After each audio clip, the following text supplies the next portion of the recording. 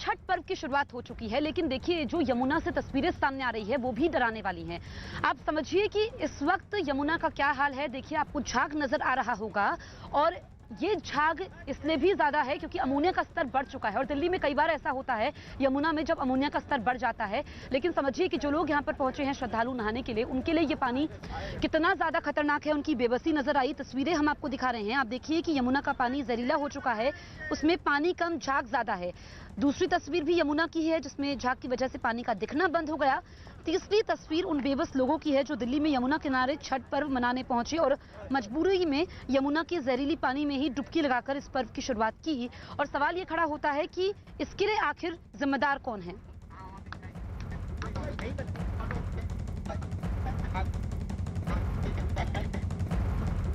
तो ये तस्वीरें देखिए वाकई हैरान करने वाली है। और जब मैं आपको ये खबर बता रही हूँ क्योंकि यहाँ पे मच्छर भी काफी ज्यादा है जिसकी वजह से बोलना तक मुश्किल हो रहा है और यहाँ पर गंदगी बहुत ज्यादा है। देखिए पहले से ही दिल्ली की हवा काफी ज्यादा प्रदूषित है, जो एयर क्वालिटी इंडेक्स है वो 400 के पार है, 400 के पार यानी कि गंभीर श्रेणी में। और फिर ये यमुना के पानी का ये हाल, तो यहाँ पर जो श्रद्धालु पहुंचे हैं परेशानी उनके लिए ज्यादा बढ़ गई है। देखिए सियासत हो रही है, सियासत तो हो रही है घाट बनाने को लेकर के, घाट बनाने को लेकर के, और सियासत हो रही है यमुना के पानी को लेकर के भी, लेकिन इसका हल नहीं निकलता हुआ दिख रहा है क्योंकि नेताओं को सिर्फ सियासत से मतलब है। और ये वाकई क्योंकि हमने देखा है कि यमुना का पानी कई बार इस तरीके से जहरीला होता है और अमूमन होता यह है कि जब पानी में अमोनिया का स्तर बढ़ जाता है तो जो ट्रीटमेंट प्लांट होते हैं वो इसकी सफाई नहीं कर पाते हैं, जिस वजह से पानी की सप्लाई भी बाधित होती है।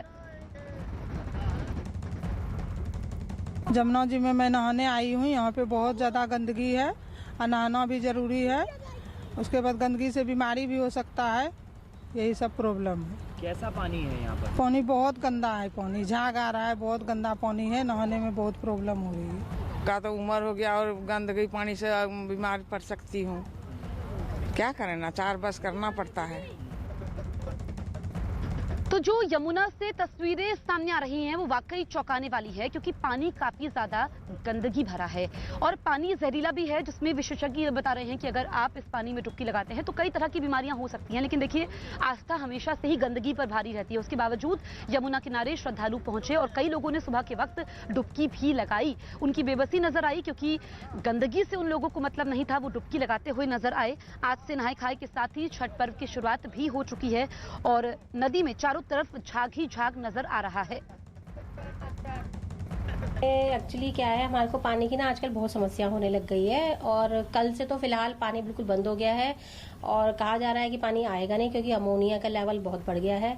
उस वजह से हमने देखो यहाँ पर बिस्लरी की बोतल भी मंगाई हुई है, जिस वजह से क्योंकि पानी खोलते के साथ ही इतनी स्मेल आ रही है, इतना बदबूदार पानी आ रहा है, काफी देर तक तो उसमें बदबू ही रहती है और येलो येलो पानी आता है इतना गंदा कि उसको देखना तो क्या, मतलब स्मेल भी उसकी इतनी ज्यादा गंदी हो रही है। क्योंकि आनी पड़ती हैं वो बिस्लरी वाली, बच्चे पानी वो लाते हैं, उससे पीते हैं, उसी से खाना वाना बनता है। पानी बिल्कुल बहुत दिक्कत है पानी की, परेशानी है। एक तो आता नहीं है, आता है तो गंदा पानी आता है, बदबू आती है उसमें।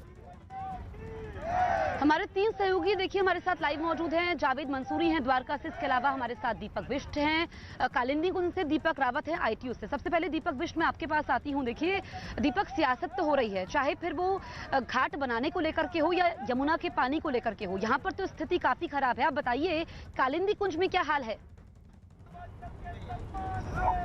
देखिए जसप्रीत, कालिंदी कुंज में इस वक्त जो तस्वीरें हैं वो काफ़ी डराने वाली हैं क्योंकि जो मेरे पीछे पानी की जो तस्वीर है आप देख सकते हैं, यमुना नदी है जो पहले कभी साफ़ हुआ करती थी लेकिन अब इसमें सफ़ेद झाग ही झाग नज़र आ रहा है।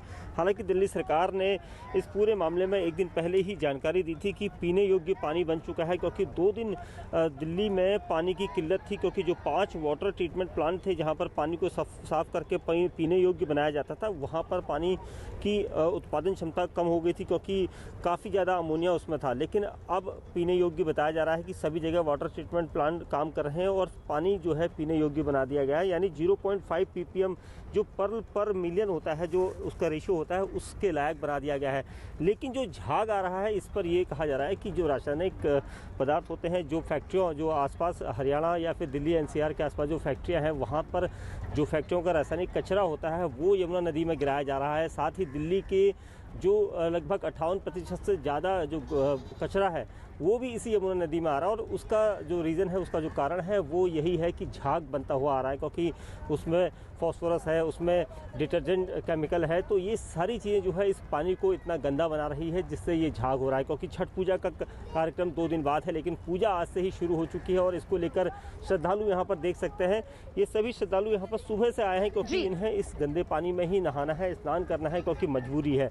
तो कुल मिलाकर कहा जाएगा कि अभी बिल्कुल, तो देखिए लोगों की समस्या का हल होता हुआ नजर नहीं आ रहा है। दीपक, आप रहिए हमारे साथ। और इस बीच देखिए बीजेपी नेता अमित मालवीय ने ट्वीट किया है, बढ़ते प्रदूषण पर अरविंद केजरीवाल पर हमला बोला है।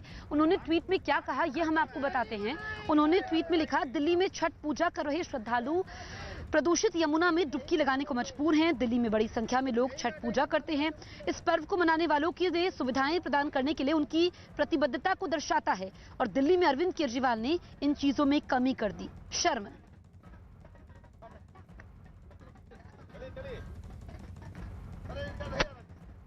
हालांकि आम आदमी पार्टी के नेता और दिल्ली जल बोर्ड के उपाध्यक्ष राघव चड्ढा ने इसके लिए हरियाणा को जिम्मेदार माना। उन्होंने कहा कि जो हरियाणा से दिल्ली में पानी आता है उसमें अमोनिया का स्तर बढ़ जाता है और उन्होंने ये भी कहा कि समस्या का हल निकाल लिया गया है।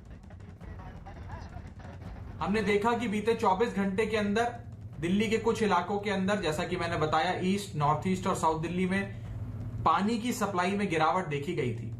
वो इसलिए देखी गई थी क्योंकि यमुना नदी का जो पानी हरियाणा सरकार की ओर से दिल्ली में आता है, उस यमुना नदी के अंदर इंडस्ट्रियल वेस्ट और कई प्रकार के पल्यूटेंट्स के डिस्चार्ज के चलते पानी में गंदगी का स्तर बढ़ गया था, जिसे हम तकनीकी भाषा में अमोनिया कहते हैं। अमोनिया का स्तर 3 ppm तक पहुंच गया था।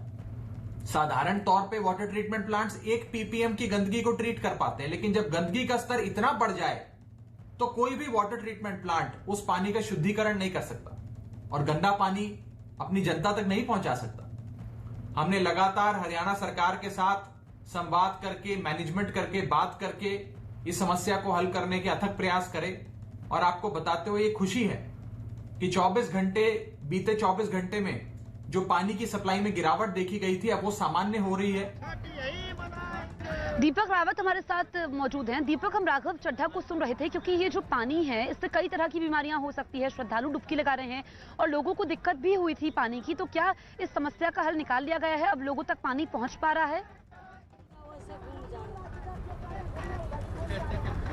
सरकार की तरफ से जो जानकारी सामने आई है उसमें ये कहा गया है कि जो अमोनिया की मात्रा बढ़ गई थी अब थोड़ी कम हो गई है, इसलिए जो ट्रीटमेंट प्लांट है वो बेहतर तरीके से काम कर रहे हैं। लेकिन तस्वीरें हम आपको दिखाते हैं, ये सामने तस्वीरें देखिए, आपको सफ़ेद झाग नजर आएगा और ये आमतौर पर कुछ इसी तरह से नजर आता है। कुछ दिनों बाद ये बढ़ जाता है, कभी कम हो जाता है, लेकिन यही वजह है कि पानी, पीने के पानी की किल्लत हो जाती है। लेकिन खास तौर पर जब छठ पर्व मनाया जा रहा हो और इस पानी में लोग डुबकी लगाते हों तो ये पानी और ज़्यादा खतरनाक हो जाता है, क्योंकि कैंसर तक की बीमारी इससे हो सकती है। लेकिन लोग देखिए, लोग समझने को तैयार नहीं है। सामने डुबकी लगाते हुए कई लोग आपको तस्वीरों में नजर आ जाएंगे और छठ पर्व है, लोग इस बात को लेकर राजनीति जरूर हो रही है, इस बात को लेकर लड़ाई जरूर है कि कौन छठ पर्व मनाएगा, किसकी तरफ से तैयारी की जाएगी, लेकिन यमुना की साफ सफाई को लेकर बात नहीं होती है, उसको लेकर कोई चिंता जाहिर नहीं करता है। एक तस्वीर और आपको दिखाते हैं। जसप्रीत, यहाँ पर बीजेपी सांसद प्रवेश वर्मा पहुंच चुके हैं और उनका ये कहना है कि सार्वजनिक तौर पर छठ मनाने को लेकर जो प्रतिबंध लगाया गया था उसके खिलाफ वो यहाँ पर पहुंचे हैं। उनका ये कहना है कि केजरीवाल सरकार ने सार्वजनिक स्थलों पर यानी कि यमुना घाट पर छठ मनाने की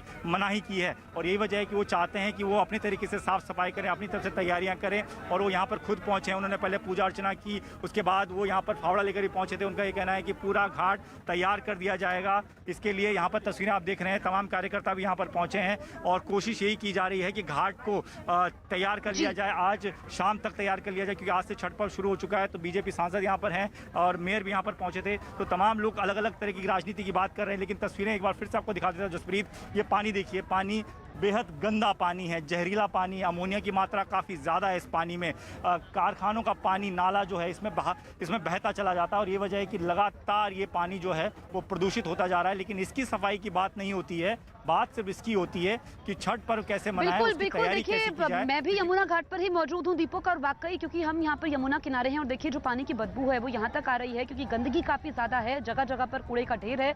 और इस बीच आपको बता दें कि जो ये पानी पर सियासत हो रही है, दिल्ली बीजेपी के सांसद मनोज तिवारी ने ट्वीट किया है और अरविंद केजरीवाल पर उन्होंने हमला बोला है। उन्होंने ट्वीट में क्या लिखा यह हम आपको बताते हैं। उन्होंने लिखा कि दिल्ली में यमुना नदी में अमोनिया का स्तर अधिक होने के कारण पीने का पानी नहीं मिल रहा और और दिल्ली के टैक्स के पैसे बर्बाद कर सीएम फ्री में बांट रहे मौत। गंदे पानी और गंदी वायु से जिंदगी छोटी होती जा रही है, पर 940 करोड़ प्रचार में खर्च कर दिए। पिछले 7 साल में प्रदूषण पर कुछ नहीं किया। जावेद हमारे सहयोगी हमारे साथ लाइव मौजूद हैं। जावेद, देखिए, इस पर सियासत तो हो रही है, आप बताइए कि इसमें आम लोगों को सहूलियत नहीं मिल पा रही है, क्योंकि अगर वो स्नान करने जा रहे हैं तो पानी गंदा है, जो घरों तक पानी पहुंच रहा है वो गंदा है। देखिए, बहुत बड़ा ये सवाल है उन लाखों लोगों की आस्था के लिए जिन्हें छठ पर्व पर डुबकी लगानी होती है, और जो तस्वीरें यमुना से आ रही हैं वो वाकई चिंताजनक हैं, बड़े सवाल खड़े करती हैं। लेकिन जहां हम मौजूद हैं द्वारका में, यहाँ 3 दिन से एक अलग तरह की राजनीति चल रही थी। आम आदमी पार्टी इस बात को लेकर प्रोटेस्ट कर रही थी कि उन्हें छठ घाट बनाने की इजाजत नहीं दी जा रही है, लेकिन अब वो राजनीति एक तरह से यहाँ पर थमती हुई नजर आ रही है। मैं तस्वीरें आपको दिखाऊं, देखिए यहाँ पर जो छठ घाट थी इसको अब बनाया जा रहा है। यहाँ जेसीबी आ गई है, जेसीबी से खुदाई चल रही है। इसी घाट को लेकर ये प्रोटेस्ट चल रहा था। यहाँ कुछ बीजेपी के कार्यकर्ता और पदाधिकारी, सर बताइए, अब जेसीबी आ गई, घाट बन रहा है। बिल्कुल बिल्कुल, और दिल्ली में भारतीय जनता पार्टी छठ को हर हालत में मनवाएगी, और बहुत बढ़िया तरीके से पूरी बीजेपी इसके लिए लगी हुई। हमारे सांसद जी आए हैं और पूरी दिल्ली प्रदेश लगा हुआ है, और इस तरह के विवाद, ये आम आदमी पार्टी की जिस तरह से विवाद। हाँ, मैं उसी सवाल पे आ रहा हूँ। वो कह रहे थे कि आप जो है इजाजत नहीं दे रहे हैं, अब इजाजत दी है। किस बात की इजाजत? यहाँ छठ घाट बनाने की उनको जरूरत ही नहीं थी, हम बनवा रहे थे ऑलरेडी। इजाजत की तो आवश्यकता नहीं थी। ये तो जानबूझ के दिल्ली में मसले नहीं, दिल्ली में चुनाव आ रहे हैं। निगम बहुत अच्छा काम कर रहा है, निगम के कामों को देख के इनको तकलीफ हो रही है, तो निगम की लड़ाई लड़ रहे हैं ये लोग, ये चुनाव की लड़ाई लड़ रहे हैं। हम लोग छठी मैया की लड़ाई लड़ रहे हैं, छठ पर्व की लड़ाई लड़ रहे हैं। बीजेपी के जो पदाधिकारी कह रहे हैं कि ये असली लड़ाई लड़ रहे हैं, और फिलहाल यहाँ पर देखेंगे अभी भी लोग हैं, लेकिन आम लोगों से भी रिएक्शन ले लेते हैं। आप बताइए, आप छठ अब बन रही है, उनको मुख्यमंत्री बनाया, आज वो उन्हीं का त्योहार मनाने के लिए मना करते हैं। उनको चाहिए था कि यहाँ दिल्ली सरकार का पूरा प्रशासन आ जाता और वो सारी व्यवस्था करता है। क्योंकि वो चाहते हैं कि त्योहार ना हो, इसलिए हम बहुत ही सद्भाव से सभी पूर्वांचल के भाई बहन हम यहाँ पे घाट बनाएंगे और सभी यहाँ पर 10 तारीख की पूजा करेंगे। आम आदमी पार्टी तो ये कह रही है कि बीजेपी पूजा में अड़ंगा लगा रही है। आम आदमी पार्टी तो ये कह रही है कि बीजेपी अड़ंगा लगा रही है अलग-अलग। कल वो दुर्गा पार्क आपके संसदीय क्षेत्र का इलाका है, वहाँ देखिए कि कितना आम आदमी पार्टी ने प्रोटेस्ट किया और कहा कि यहाँ उन्हें पूजा नहीं होने दे रहे। वहाँ पर भी मैं आज सुबह गया था, वहाँ कोई प्रोटेस्ट नहीं। जब मैं गया मैंने अपने हाथ से वहाँ पर भी फावड़ा चलाया, और वहाँ पर एक पार्क में एक नहीं हम 3-3 घाट बना रहे हैं। और मैं आपको ये भी बताना चाहता हूँ कि दिल्ली में जितने भी एमसीडी और डीडीए के पार्क हैं, सब में छठ घाट आराम से धूमधाम से मनाई जाएगी। मगर जो दिल्ली सरकार के स्थान वहाँ पर ये परमिशन नहीं है, ऐसा क्यों है? बिल्कुल, डिजास्टर मैनेजमेंट की तरफ से यमुना पर मनाही की गई है, आप केजरीवाल को जिम्मेदार ठहरा रहे हैं, इस पर राजनीति नहीं कहेंगे तो क्या? तो देखिए, एक तस्वीर मैंने आपको दिखाई गंदी यमुना की, अब जरा दूसरी तस्वीर आपको दिखाती हूँ जो है सियासत की। आप मेरे पीछे देखिए, यहाँ पर लोगों की मौजूदगी, बीजेपी कार्यकर्ता मौजूद, बीजेपी सांसद प्रवेश वर्मा को भी आप सुन रहे थे जो यहाँ पर आए, और देखिए ये बैनर है लोगों के हाथों में, छठी मैया हम आएंगे, यमुना घाट पर छठ मनाएंगे। सियासत इसी को लेकर के है। ये कह रहे हैं रोक सको तो रोक लो, और यहाँ पर लोकगीत अभी तक गाए जा रहे थे। मीडिया का जमावड़ा है, बीजेपी सांसद प्रवेश वर्मा की मौजूदगी है, और यहाँ पर सारा जो माजरा है वो है वोटरों को साधने का। आरोप यह है आम आदमी पार्टी का कि जो तीनों नगर निगम है जिस पर बीजेपी का कब्जा है, उस पर जो मेयर है वो आम आदमी पार्टी के लोगों को रोक रहे हैं। और जो बीजेपी के सांसद है प्रवेश वर्मा, वो कह रहे हैं कि अरविंद केजरीवाल ने जो घाटों का निर्माण है वो होना चाहिए, सार्वजनिक स्थानों पर जो रोक लगाई गई है उसको हटाना चाहिए, क्योंकि बाजार तो खुले हुए हैं, सिनेमा हॉल खुल गए हैं। जब सब कुछ खुल गया है तो फिर हिंदुओं की भावनाओं के साथ खिलवाड़ क्यों हो रहा है? ये सारा विवाद इसी को लेकर के है। यहाँ पे हम घाट के मरम्मत के लिए यहाँ पहुंचे तो मेयर साहब यहाँ पहुंचे, मेयर के कुछ लोग यहाँ पहुंचे और उन्होंने उस काम को रोक दिया। तो हम ये मांग कर रहे हैं कि जब 30 वर्षों से हम लोग यहाँ छठ मना रहे तो हमको छठ मनाने दिया जाए। मेयर साहब सिर्फ दुर्गा, अपने इस वार्ड में सिर्फ दुर्गा पार्क कल्याणी, शिवपुर में भी जो हमारा घाट था वहाँ पे भी उन्होंने काम बंद कर दिया, वहाँ पे भी घाट, वहाँ पे भी छठ नहीं होगा। तो मेयर साहब का कहना है कि उनके वार्ड में किसी भी घाट पे छठ पूजा नहीं होगी। आप देख रहे हो किस तरह से आम आदमी पार्टी के विधायक और आम आदमी पार्टी कार्यकर्ता किस तरह से छठ घाट को रोकने के लिए कितना बड़ा हजूम के साथ में है।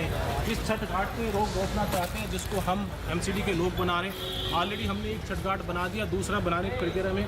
ये छठ घाट ना बने, माता छठी मैया का मंदिर ना बने, इन सब चीज़ों को रोकने के लिए आम आदमी पार्टी के कार्यकर्ता बाहर आकर के हजार। आपको बता दें कि यमुना घाट पर पहुंचने से पहले जब प्रवेश वर्मा द्वारका पहुंचे तो फिर उनकी कार्यकर्ताओं की बहसबाजी भी होती है आम आदमी पार्टी के विधायक के साथ, और वो कहते हैं कि छठ पर्व को धूमधाम से मनाया जाएगा।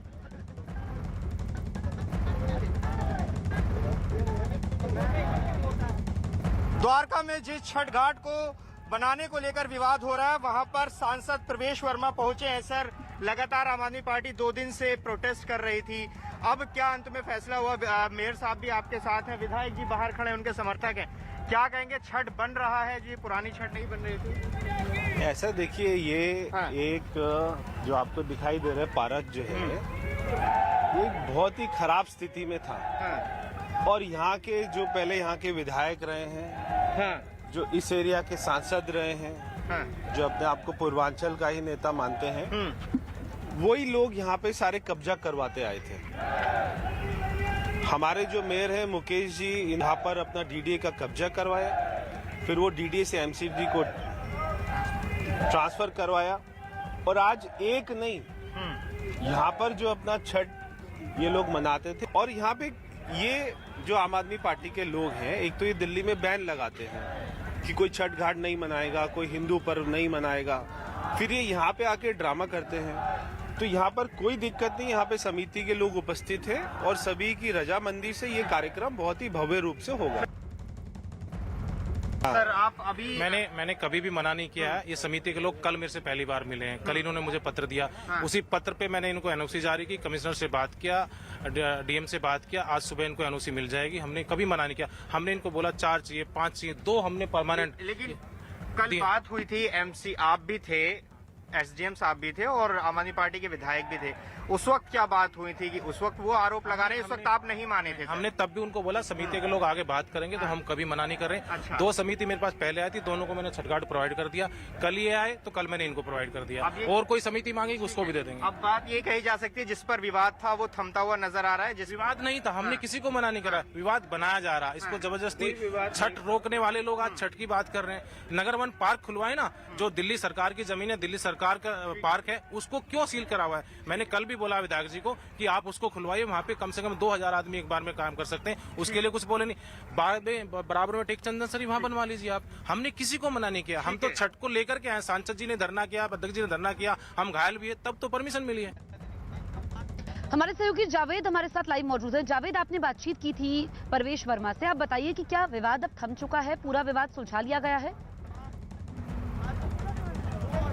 देखिए, विवाद सुलझता हुआ नजर आ रहा है और उसकी तस्वीर में आपको दिखाऊं, ये जेसीबी है जहां जिस घाट बनाने को लेकर विवाद था अब वो बनाई जा रही है। यहां आप देखेंगे घाट की खुदाई का काम चल रहा है। दरअसल इसी को लेकर आम आदमी पार्टी आरोप लगा रही थी कि यहां पर इजाजत नहीं मिल रही है, और 2 दिन से जो यहाँ के विधायक हैं द्वारका के विनय मिश्रा, वो धरना दे रहे थे। कल उनके साथ कई और विधायकों ने भी धरना दिया था। कल मुलाकात भी हुई मेयर की, विधायकों की, एसडीएम, पुलिस प्रशासन के लोग भी थे। लेकिन आज सुबह एक दिलचस्प तस्वीर यहाँ देखने को मिली जब सांसद प्रवेश वर्मा पहुंचे, उनके साथ मुकेश सूर्यान मेयर थे और उनके सामने विनय मिश्रा थे, आम आदमी पार्टी के विधायक। वो तस्वीर भी हमने अपने दर्शकों को दिखाई और उन्होंने कहा कि जितनी घाट चाहिए वो अब बनेंगी, और इस पर जो विधायक है उन्होंने संतुष्टि जाहिर की। तो ये तस्वीर आप देख सकते हैं, यहाँ पर अब ये घाट बनाने का काम पूरी तरह से चल रहा है। तो ये विवाद फिलहाल थमता हुआ नजर आ रहा है। द्वारका में जिस घाट को लेकर एक राजनीति एक तरह से हो रही थी, यहाँ गेट कल तोड़ दिया था। जो लोकल विधायक हैं अपने कार्यकर्ताओं के साथ मिलकर उन्होंने यहाँ पर कुदाल चलाई थी। तो फिलहाल ये इजाजत इसकी मिल गई है और ये यहाँ पर अब इसकी मरम्मत का काम चल रहा है। जी, अब कोई विवाद नहीं है भाई साहब। ठीक है जावेद, तो ये विवाद सुलझता हुआ नजर आ रहा है। लेकिन इससे पहले एक वीडियो भी सामने आया था जहां पर आम आदमी पार्टी के विधायक विनय मिश्रा मौजूद थे समर्थकों के साथ, और देखिए वहां पर गेट को तोड़ा गया। आरोप विनय मिश्रा पर यह लगा कि उन्होंने वहां पर मौजूद कार्यकर्ताओं और महिलाओं को उकसाया गेट तोड़ने के लिए। गेट तोड़ करके वो अंदर दाखिल हुए। अब महिलाएं आगे आए, हम इस दरवाजे को तोड़ेंगे।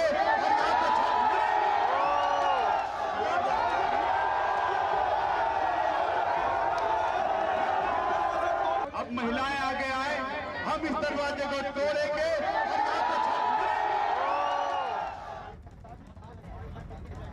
दीपक रावत हमारे साथ मौजूद हैं ITO यमुना घाट से। दीपक, आप बताइए, क्योंकि जो जावेद बता रहे थे, जो वीडियो सामने आया था, अब तो ये विवाद सुलझता हुआ नजर आ रहा है द्वारका में, लेकिन जो ITO में दिल्ली घाट पर, यमुना घाट पर मौजूद हैं प्रवेश वर्मा, अब वो क्या कह रहे हैं? क्योंकि ये मामला तो लगातार उलझ रहा है और हर तरफ सिर्फ सियासी रोटी सेकने की कोशिश हो रही है।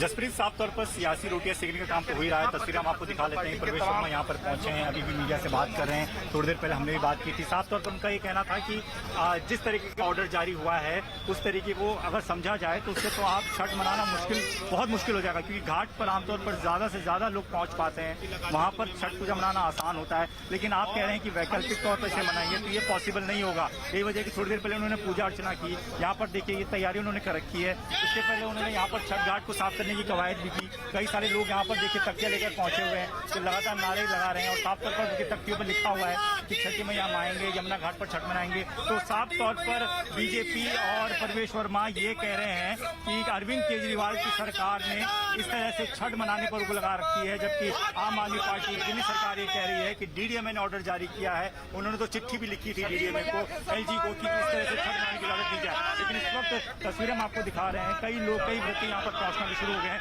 क्योंकि छठ पर्व जो है शुरू हो चुका है और ये तमाम लोग यमुना में लगातार डुबकी भी लगा रहे हैं। तो तैयारी दोनों तरफ से की जा रही है, लेकिन लड़ाई भी दोनों तरफ की है। लड़ाई इस बात की है कि आम आदमी पार्टी कह रही है कि वो छठ कर रहे हैं और बीजेपी रोक रही है। बीजेपी कह रही है कि वो छठ कर रहे हैं और आम आदमी पार्टी रोक रही है। इसी को लेकर विवाद चल रहा है। लेकिन इस विवाद के बीच ये तस्वीरें आप देखिए जसप्रीत, ये पानी इतना दूषित पानी है कि इसमें कोई व्रती पहुंचता है छठ मनाने के लिए तो उससे बीमारियां हो सकती है, स्किन डिजीज हो सकती है, कैंसर तक का खतरा रहता है। डॉक्टर कहते हैं ऐसे पानी में नहीं जाना चाहिए 5 मिनट के लिए भी। लेकिन इस तरह के पानी पर कोई कुछ नहीं कहता, सिर्फ राजनीति छठ को लेकर है, क्योंकि वहां से वोट मिलेंगे।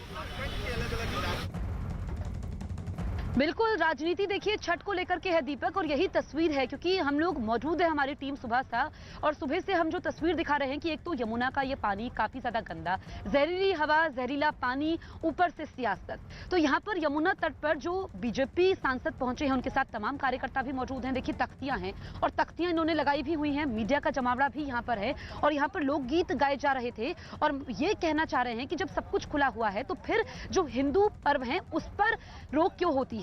ये लोगों की भावनाओं के साथ खिलवाड़ है। जो सार्वजनिक स्थल है वहां पर छठ मनाने की छूट दी जाए, क्योंकि बड़ी संख्या में व्रतियां पहुंचती हैं। तो एक तरफ देखिए जो श्रद्धालु हैं वो व्रत की तैयारी कर रहे हैं, क्योंकि छठ पर्व जो कि पूरे देश में मनाया जाता है। और सीधा रुख इस वक्त की बड़ी खबर की तरफ करेंगे। सीएम योगी आदित्यनाथ कैराना पहुंच चुके हैं। पलायन करने वाले लोगों से जो आ चुके हैं उनसे मुलाकात यहां पर होगी, क्योंकि ये लौट चुके हैं वापस, और मुलाकात की वो तस्वीर भी यहां पर सामने नजर आएगी। इसके अलावा PSC कैंप और फायरिंग रेंज के शिलान्यास भी करते हुए सीएम योगी आदित्यनाथ नजर आएंगे। करोड़ों रुपए की विकास योजनाओं की ये सौगात यहां पर सामने आएगी और साथ ही कहा जा सकता है कि जो मुलाकात यहां पर होगी पलायन करने वालों से, उनकी मुलाकात बेहद खास होगी। और इस वक्त की ये बड़ी खबर आप तक हम पहुंचा रहे हैं। कैराना में सीएम योगी आदित्यनाथ का ये दौरा है और कैराना पहुंच चुके हैं सीएम योगी आदित्यनाथ, जहां पर कई करोड़ की विकास योजनाओं की सौगात भी देते हुए नजर आएंगे। और अपने इस दौरे के दौरान PSC कैंप और फायरिंग रेंज के जो शिलान्यास होंगे उसकी तस्वीर भी यहां पर सामने नजर आएगी और साथ ही पलायन करने वालों से मुलाकात करते हुए, उनसे संवाद करते हुए नजर भी सीएम योगी आदित्यनाथ दिखाई देंगे।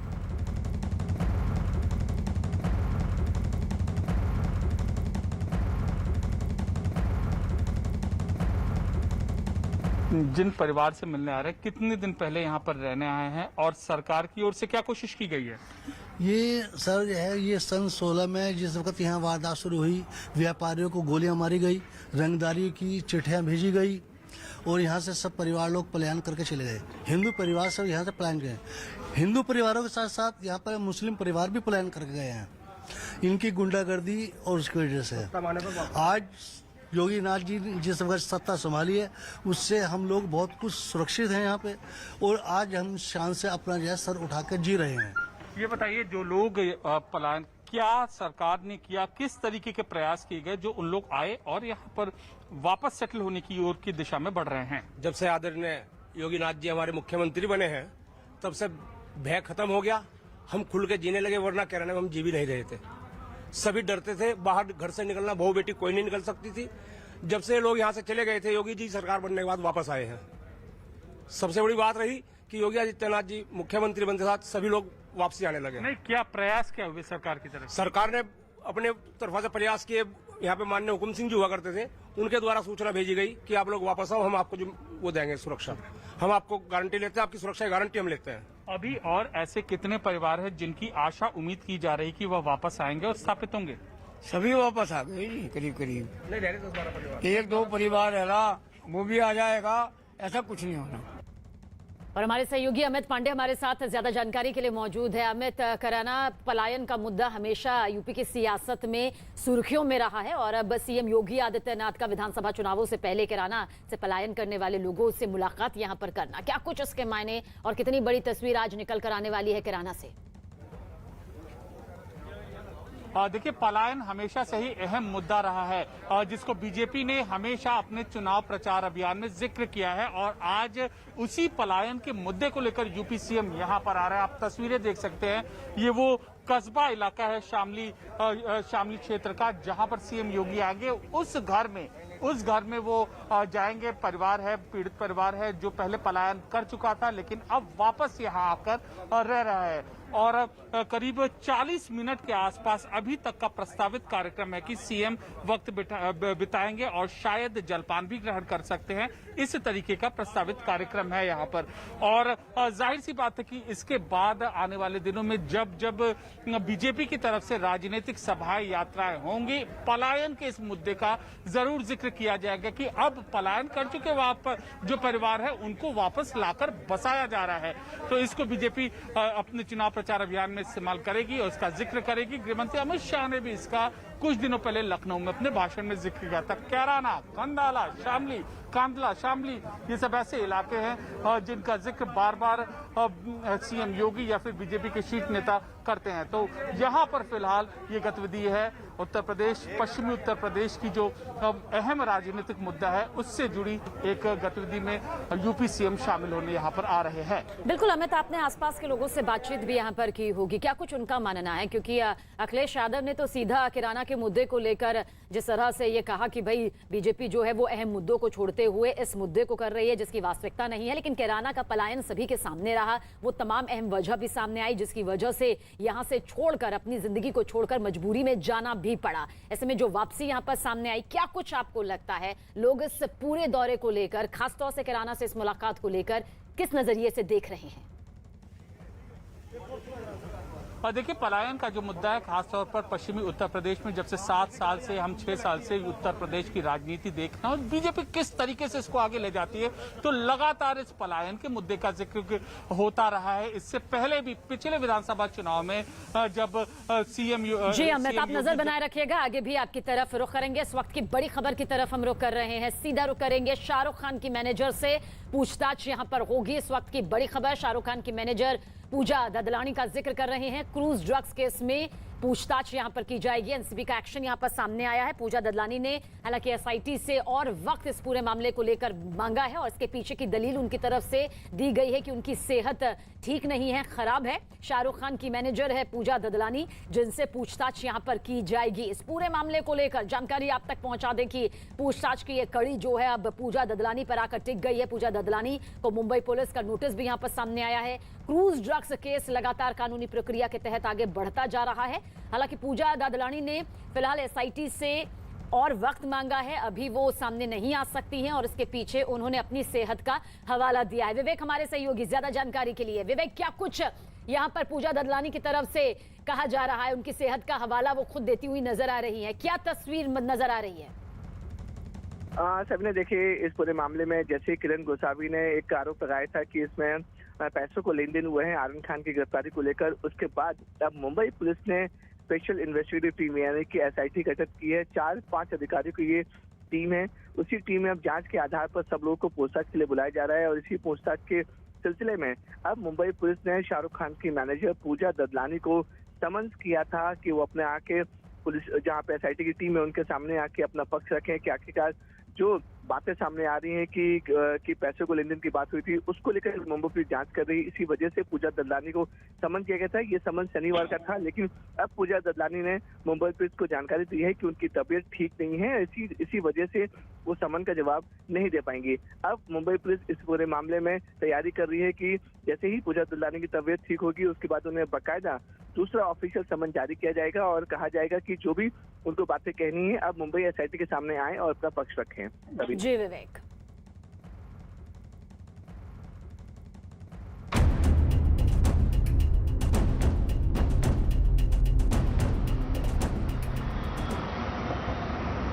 तो एयर पॉल्यूशन को लेकर न्यूज 18 इंडिया की सबसे बड़ी कवरेज लगातार जारी है।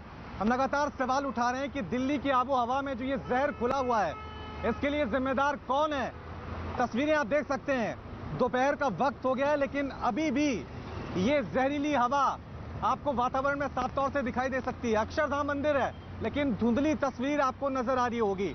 अब इसके लिए जिम्मेदार कौन है, ये बड़ा सवाल यही है, क्योंकि पहले यह कहा जा रहा था कि दिवाली के वक्त जो पटाखे जलाए गए थे वो इसके लिए जिम्मेदार है, लेकिन अब जो रिसर्च सामने आई है उसमें कहा जा रहा है कि दिल्ली की आबो हवा में जो वायु प्रदूषण है, एयर क्वालिटी इंडेक्स खतरनाक स्तर पे पहुंचा है, उसके लिए पराली जिम्मेदार है।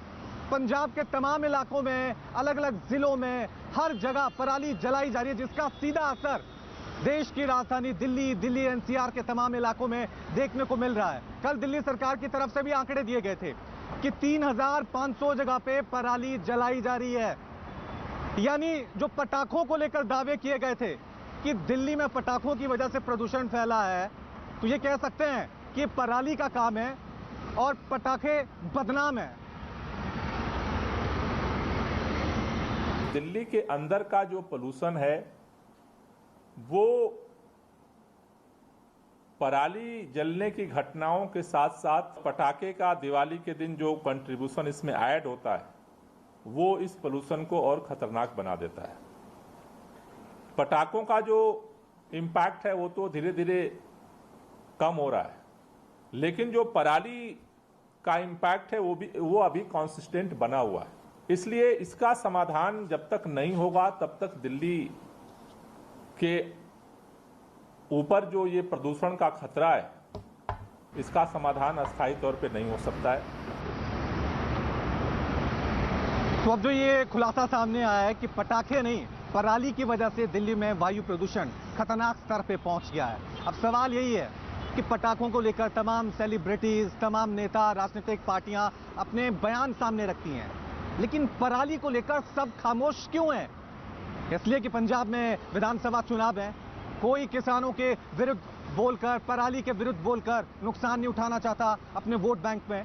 इस वक्त मेरे साथ इस खबर पे और ज्यादा जानकारी के लिए नीरज मेरे सहयोगी बने हुए। नीरज, अब जो ये चौंकाने वाला खुलासा रिसर्च सामने आई है कि पटाखे नहीं, पराली की वजह से वायु प्रदूषण खतरनाक स्तर पर पहुंच गया है। सवाल यही है कि तमाम सियासी पार्टियां पराली के मुद्दे पर चुप क्यों हैं, खामोश क्यों हैं?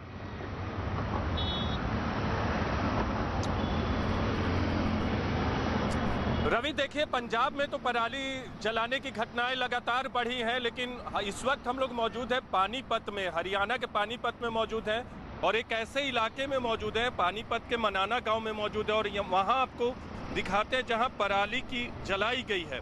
हालांकि किसानों का मानना है कि पराली जलाने की वजह से दिल्ली में प्रदूषण नहीं होता, लेकिन पंजाब और हरियाणा में जलाई जा रही पराली को ही दिल्ली में प्रदूषण के लिए जिम्मेदार माना जा रहा है।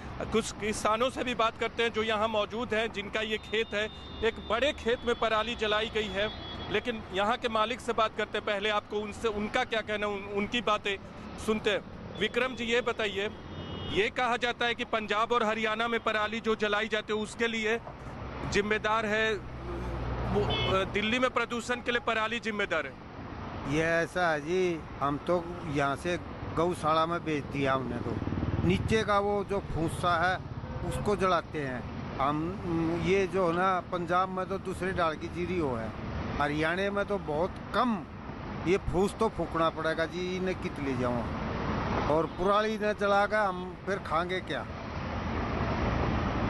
तो ये बात है। तो अभी भी बहुत सारी फसलें लगी हुई हैं धान की। अपने कैमरा पर्सन अनिल से कहेंगे कि पीछे दिखा है जो धान की फसलें लगी है, तो वो धान की कटाई के बाद भी उन्हें भी इसी तरह से जलाया जाएगा?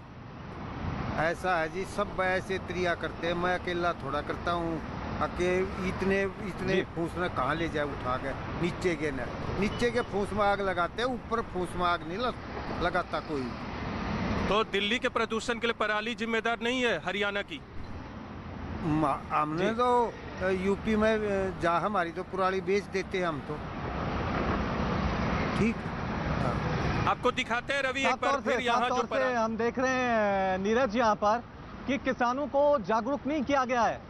सरकारें कह रही हैं कि हमने मशीनों का इंतजाम किया है, कंपोस्ट कैप्सूल जो हैं सस्ते में 50 रुपए में वो किसानों को उपलब्ध कराए हैं, लेकिन किसान कह रहे हैं कि हम जलाएंगे नहीं तो खाएंगे क्या। सवाल यह है कि इसके लिए जिम्मेदार कौन है, क्यों पराली पे सब लोग खामोश हैं। 2 तस्वीरें हम आपको दिखाने जा रहे हैं। पहली तस्वीर दिल्ली एयरपोर्ट की, आप देखिए पराली की वजह से किस तरह से वहां पर प्रदूषण की मोटी चादर, ये फॉग नहीं है, ये स्मॉग है, ये जहरीली हवा है और इसे हम अपने अंदर ले जा रहे हैं हर पल हर सेकंड। और जो आंकड़े चौंकाने वाले आए हैं सामने, जिसमें ये कहा जा रहा है कि प्रदूषण की वजह से इस देश में 2 मिलियन पीपल्स यानी 20 लाख लोग अपनी जिंदगी खो देते हैं। सवाल यही है कि इसके लिए जिम्मेदार कौन है? सरकार